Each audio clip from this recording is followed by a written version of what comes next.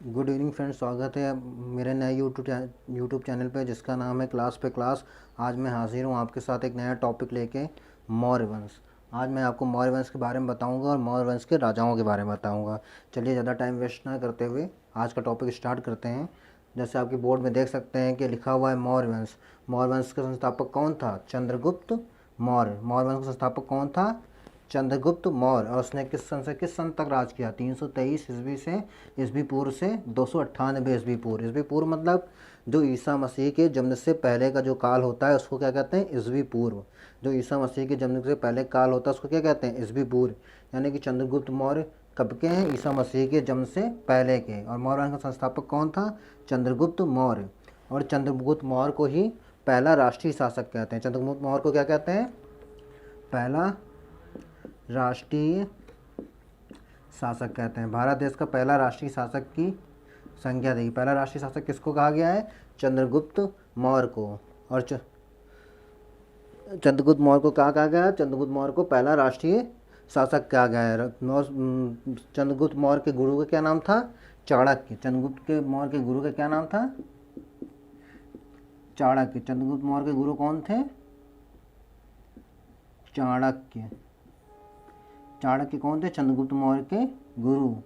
चंद्रगुप्त मौर्य के गुरु का क्या नाम था? चाणक्य।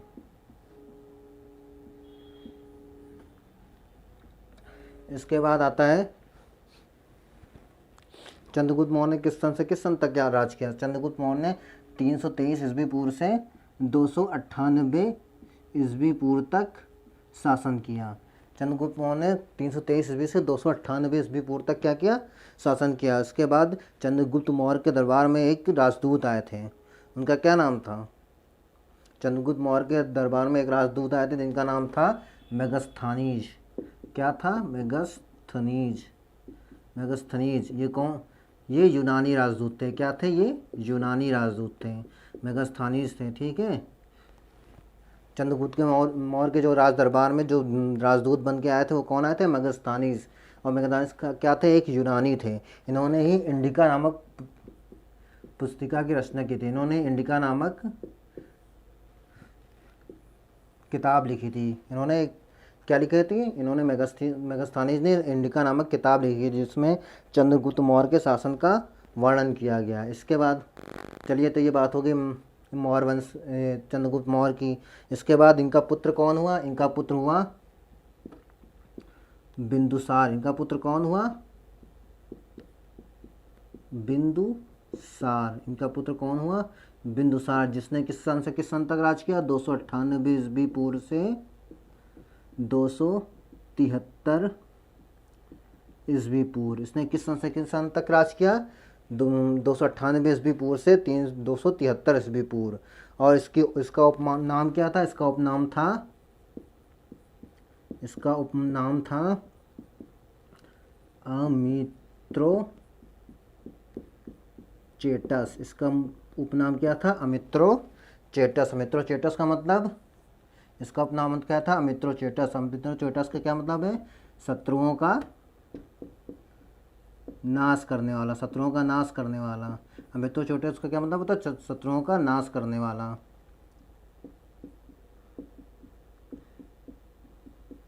अमित्रोचेटस का क्या मतलब होता है? शत्रुओं का नाश करने वाला।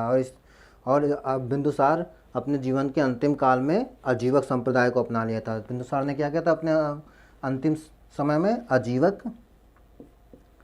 आजीवक संप्रदाय को अपना लिया था। बिंदुसार ने क्या किया था? अपने अपने समय में आजीवक संप्रदाय को अपनाया था। उसके बाद बात आती है, इसके बाद बिंदुसार के बाद बात आती है बिंदुसार के पुत्र की। बिंदुसार का पुत्र कौन हुआ? बिंदुसार का पुत्र हुआ अशोक, जिसे मौर्य वंश का सबसे महान शासक कहा जाता है। बिंदुसार के बाद उसका पुत्र कौन हुआ? अशोक। बिंदुसार के बाद उसका पुत्र कौन हुआ? अशोक, जिसने किस सन से किस सन तक राज किया? 273 ईस्वी पूर्व से 232 ईस्वी पूर्व। अशोक ने किस सन से किस सन तक राज किया? 273 ईस्वी पूर्व से 232 ईस्वी पूर्व। अशोक ने किस सन से किस सन तक राज किया? 273 ईस्वी पूर्व से 232 ईस्वी पूर्व। और अशोक का उपनाम क्या था? अशोक का उपनाम था प्रियदर्शी। क्या नाम था अशोक का उपनाम? प्रियदर्शी। ये प्रियदर्शी नाम सबसे पहले किसने खोजा था? प्रियदर्शी नाम सबसे पहले खोजा था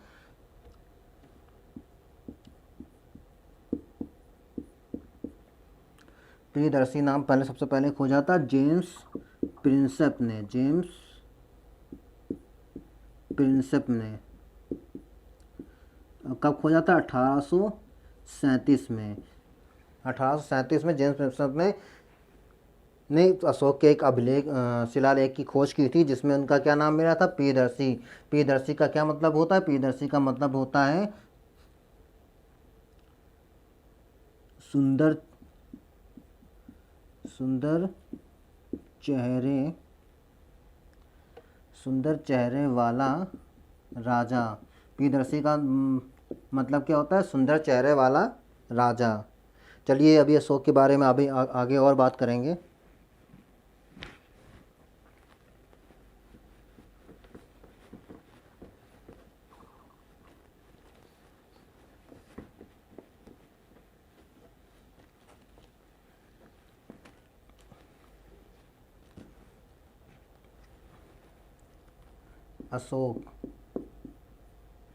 अशोक की लिपि क्या थी? अशोक की लिपि थी ब्राह्मी। कौन सी लिपि थी अशोक की? अशोक की लिपि थी ब्राह्मी। इसी ब्राह्मी लिपि को किसने खोजा था? 1837 में जेम्स प्रिंसेप ने। 1837 में किसने खोजा था इस लिपि को? जेम्स प्रिंसेप ने। 1837 में खोजा था, एक शिलालेख के माध्यम से ब्राह्मी लिपि को खोजा था। यानी कि अशोक की लिपि को खोजा था। अशोक की लिपि क्या थी? ब्राह्मी।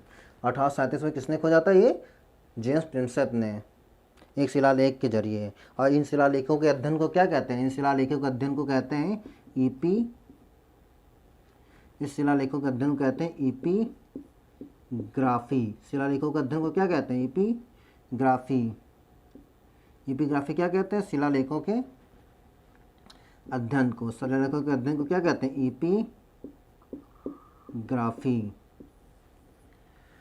ईपीग्राफी क्या कहते हैं? शिलालेखों के अध्ययन को। सबसे पहले अशोक की लिपि को किसने खोजा था? 1837 में जेम्स प्रिंसेप ने, एक शिलालेख के जरिए। और उनका इस शिलालेख का क्या नाम था? इस शिलालेख का नाम था दिल्ली टोपारो।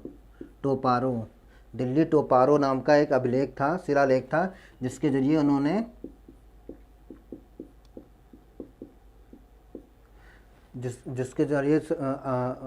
जेम्स प्रिंसेप ने अशोक की ब्राह्मी लिपि की खोज की थी। सबसे पहले अशोक के अभिलेख को किसने खोजा था? तो सबसे पहले अशोक के अभिलेख को खोजा था 1750 में। ये भी क्वेश्चन पूछा जाता है कि अशोक की लिपि को सबसे पहले किसने खोजा था? तो अशोक की लिपि को सबसे पहले खोजा था 1750 में टी पैंथलर ने खोजा था 1750 में। पर वो इस लिपि को पढ़ नहीं पाए थे, मतलब कि ये नहीं पढ़ पाए थे कि ये अशोक की ही लिपि है। बस उन्होंने एक शिलालेख की खोज कर दी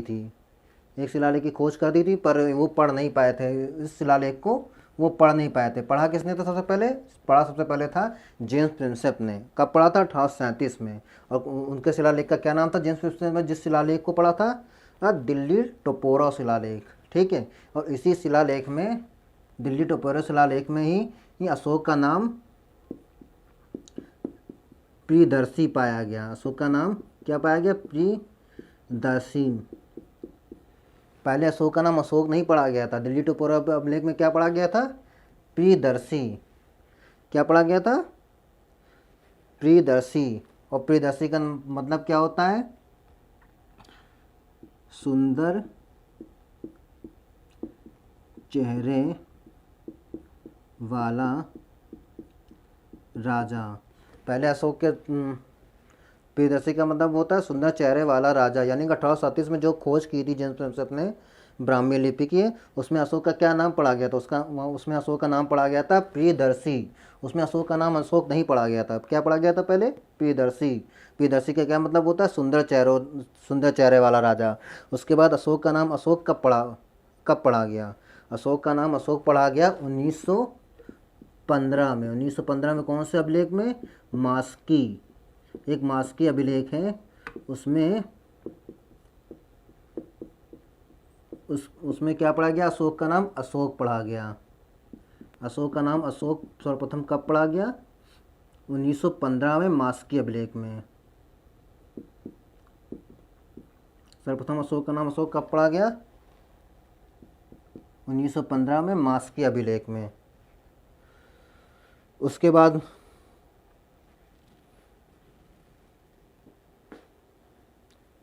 बात आती है अशोक राजा बनने से पहले कहाँ का प्रांतीय शासक था। अशोक राजा बनने से पहले दिल्ली, अवंती मतलब आज का उज्जैन, और तक्षशिला का शासक था। पहले अवंती था, उसके बाद तक्षशिला का शासक बना था, उसके बाद तक्षशिला का बना था। अवंती आज का क्या है, तक्षशिला।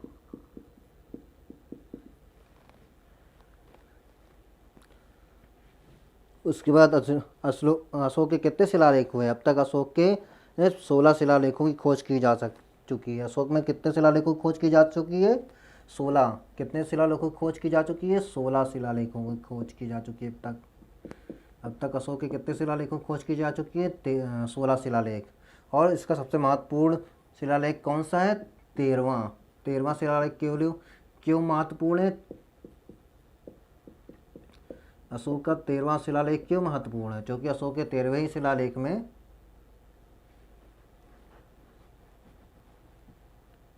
अशोक के 13वां शिलालेख महत्वपूर्ण है।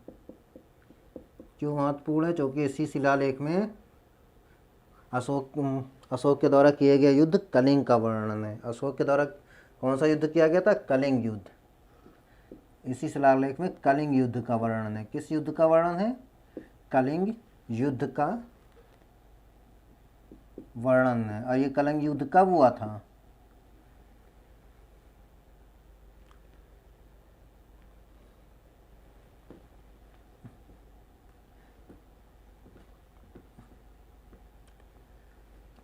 अशोक का यहाँ लिख दे रहे हैं हम साफ साफ, 13वां शिलालेख में कलिंग युद्ध का वर्णन है। कौन से युद्ध का वर्णन है, कलिंग युद्ध का। और ये कलिंग युद्ध कब हुआ था, 261 ईस्वी पूर्व। 13वां शिलालेख में किसका युद्ध है, कलिंग युद्ध का। और कलिंग युद्ध कब हुआ था, 261 ईस्वी पूर्व। और इसी युद्ध के बाद अशोक ने बौद्ध धर्म अपना लिया था। इस युद्ध के बाद अशोक ने क्या अपना लिया था, बौद्ध धर्म अपना लिया था। इस युद्ध के बाद अशोक ने क्या किया था, बौद्ध धर्म अपना लिया था। और अशोक के एक पुत्र एक पुत्री थी। कौन कौन, पुत्र का नाम था महेंद्र, और पुत्री का नाम था, पुत्री थी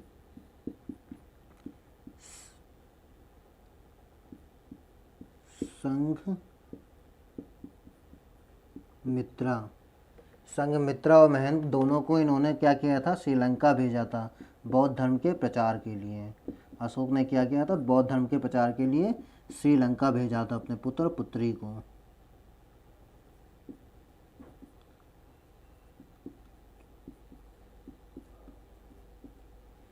और अशोक का 16 शिलालेख कब खोजा गया था, 1905 में। लास्ट शिलालेख कब खोजा गया था, 1905 में। उसके बाद अभी अशोक का और कोई शिलालेख नहीं मिला है। उसके बाद अशोक के वंशज कौन कौन से हुए, अशोक के वंशज हुए आपका एक हुआ है कुणाल, उसके अशोक के कौन कौन से वंशज हुए हैं? उसके बाद अशोक के वंशज हुए हैं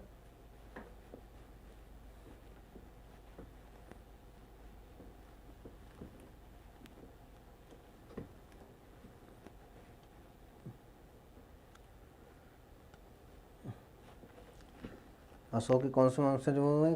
कुणाल। दूसरा कौन हुआ? दशरथ। दशरथ इसी ने अजीवक संप्रदाय को अपनाया था। इसने क्या किया था? अजीवक संप्रदाय को अपनाया था।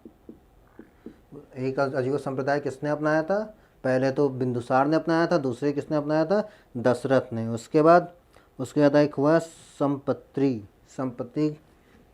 संपत्ति क्यों इम्पॉर्टेंट है? क्योंकि संपत्ति ने जैन धर्म अपनाया था। संपत्ति ने क्या अपनाया था? जैन धर्म।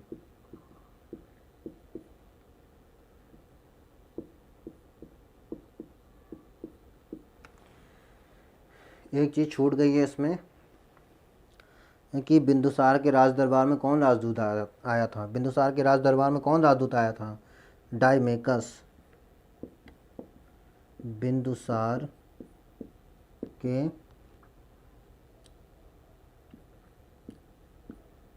दरबार में कौन राजदूत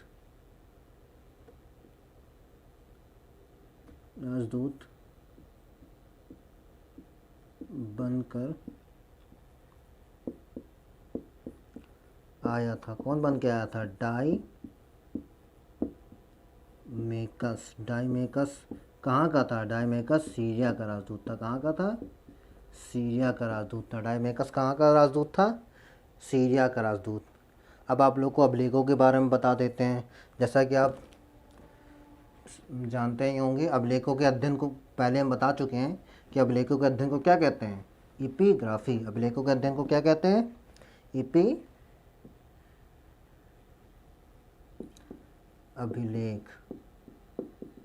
अभिलेख या शिलालेख, जो भी कह दीजिए, सब एक ही है। अभिलेख या शिलालेख दोनों एक ही हैं, आप कुछ भी कह सकते हैं। इसके अध्ययन को क्या कहते हैं? इसके अध्ययन को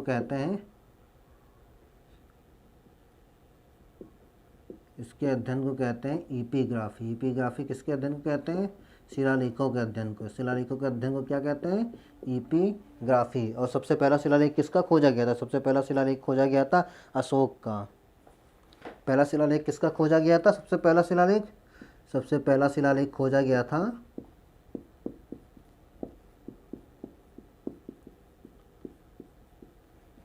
अशोक का। और अशोक का शिलालेख सबसे पहला किस भाषा में था? प्राकृत भाषा। किस भाषा में था? प्राकृत भाषा में था। उसके बाद नंबर आता है आपका, सबसे ज़्यादा शिलालेख किसके हुए हैं? गुप्त वंश के, गुप्त काल के सबसे ज़्यादा शिलालेख किस काल के हुए? सबसे ज़्यादा शिलालेख किस काल के हुए हैं? गुप्त काल में हुए हैं। सबसे ज़्यादा शिलालेख किस काल में लिखे गए? गुप्त काल में। वो किस भाषा में थे? संस्कृत में, संस्कृत भाषा में। उसके बाद पहला संस्कृत शिलालेख कौन सा था? रुद्रदामन का जूनागढ़ अभिलेख। पहला संस्कृत शिलालेख कौन सा था? रुद्रदामन का जूनागढ़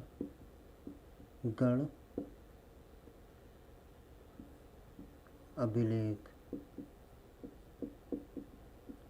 रुद्रदामन का जूनागढ़ अभिलेख क्या था? यही संस्कृत भाषा में था। तो गाइज अगर आपको मेरी क्लास पसंद आई हो तो इसको लाइक और शेयर ज़रूर करिएगा। आज के लिए इतना ही। Thank you.